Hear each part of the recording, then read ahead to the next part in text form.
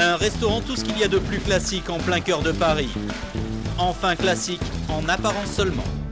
Derrière les fourneaux, la chef Christelle Gendre joue aux apprentis sorcières. Là, je mets de l'azote liquide qui est à moins 196 degrés sur une crème anglaise. L'intérêt de faire une crème glacée à l'azote liquide, contrairement à la sorbetière, c'est que vous allez avoir des petits cristaux de glace. Contrairement à une sorbetière où le refroidissement est beaucoup plus lent et où vous allez avoir des gros cristaux de glace en bouche. Il y a 3 ans, Christelle a découvert un nouveau concept au nom un peu barbare, la gastronomie moléculaire. Prenez une recette classique, ajoutez un zeste de chimie, un brin d'originalité, une bonne dose de savoir-faire et vous obtenez des plats originaux aux textures et aux saveurs inédites. Et pour ça, il est interdit d'interdire. Azote liquide, lécithine de soja ou encore chlorure de calcium, tout est permis. Pour tester les recettes de ce 3e type, une personne au goût sûr, le critique gastronomique Caroline Mignot. Effet garanti.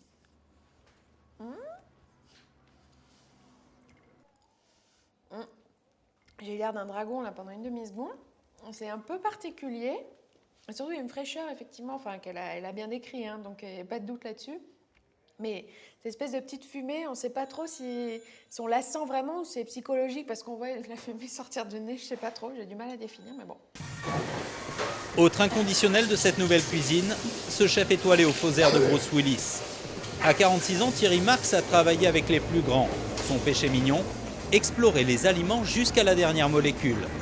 Et avec lui-même un simple concombre devient esthétique. On va tout utiliser du concombre, la peau, donc sa déstructuration totale, donc sa peau, ses viscères, toutes ces petites parties finalement qui sont souvent jetées quand qui sont très très bonnes.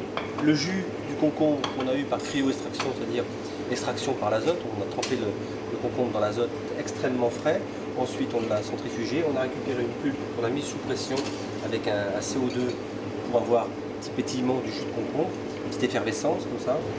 Pour notre alchimiste en chef, l'intérêt de cette cuisine, ce n'est pas seulement d'en mettre plein la vue, mais surtout plein les papilles. Si vous vous contentez d'aller voir ce qui a déjà été écrit et que vous considérez ça pour vrai, vous avancez pas, c'est de l'obscurantisme. On peut parler de cuisine moléculaire traditionnelle, ça n'a pas d'intérêt si ce n'est pas dirigé vers le plaisir. Et pour faire plaisir au grand public, Thierry Marx a même imaginé une exposition dégustation en ce moment à Paris. Tout y est surprenant, déroutant même. Résultat, des créations originales et diététiques comme cette tomate mozzarella cubique. Ou encore ce bœuf carotte pour le moins étrange. C'est beau, mais pour le goût. Mais je crois que ça passe plus dans le regard et dans la présentation et dans le... Ouais. que dans le goût. Ça fait pas du tout chimique au goût. Ah non, au goût, on n'a vraiment pas l'impression. Je m'attendais pas à un goût aussi naturel. Parce qu'on a l'image du bœuf carotte, de l'assiette bien remplie, les morceaux de viande, la sauce. Enfin là, ça va pas détrôner la cuisine traditionnelle, c'est parce que la cuisine traditionnelle, c'est celle que font nos grands-mères. Ouais. Donc voilà, enfin, je sais pas, ça va pas devenir le repas de Pâques, quoi. Le repas de Noël, je vois pas la bûche de Noël moléculaire, quoi. Et pourtant, on va peut-être y venir. Et oui, car depuis 1 an, les ateliers de cuisine moléculaire affichent complet. Les passionnés viennent y chercher des idées. On va faire des ravioles de coco.